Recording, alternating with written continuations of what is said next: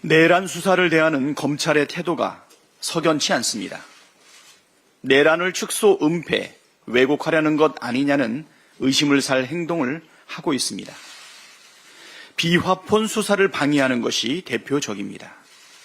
12.3 내란의 핵심 인물들은 경호처가 지급한 비화폰을 사용했습니다. 특수전 사령관, 방첩 사령관, 수방 사령관 등은 지난해 4월 경호처로부터 비화폰을 지급받았고 김용현 전 국방장관도 경호처 비화폰으로 사용했습니다. 내란 당일 윤석열이 이들이 갖고 있던 경호처 비화폰으로 전화를 걸어 국회 진입과 국회의원 체포 등을 지시했습니다. 즉 내란 핵심 세력들이 경호처 비화폰으로 통화한 내역들을 밝혀내는 것은 내란의 전모를 밝히는 데에서 매우 중요합니다. 비화폰 수사의 핵심은 경호처가 보관하고 있는 서버 압수수색인데 이 압수수색을 가로막고 있는 핵심 인물이 바로 김성훈 경호차장입니다.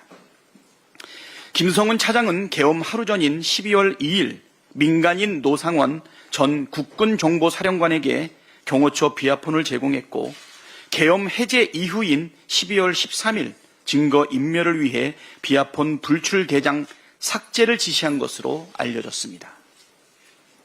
그런데 정작 검찰은 김성훈 차장에게 대한 경찰의 구속영장 신청을 2번이나 반려했습니다.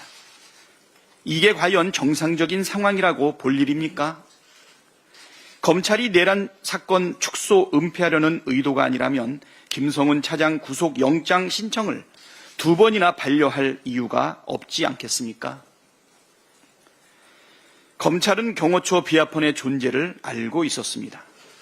김용현 전 장관이 검찰에 출석하기 전에 이진동 대검 차장은 김용현 전 장관의 경호처 비화폰으로 전화를 걸어 통화한 사실이 드러났습니다.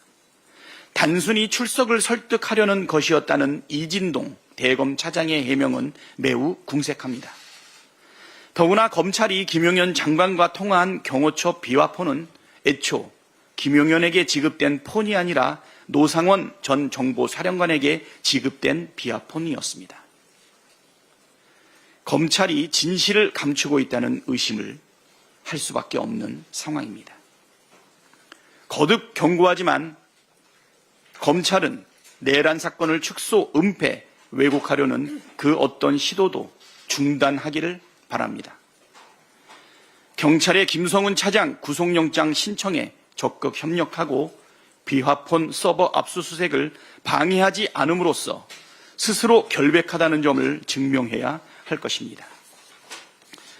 헌법을 지킬 의지가 없다면 공직자 자격이 없습니다. 어제 내란 국정조사에 출석한 최상목 대행이 헌법재판소에 임명 결정이 나오면 즉시 마은혁 재판관을 임명하겠느냐는 질문에 즉답을 회피했습니다. 헌재의 결정을 존중하는데 결정 전에 예단해서 말하는 게 부적절하다는 게 무슨 뜻입니까?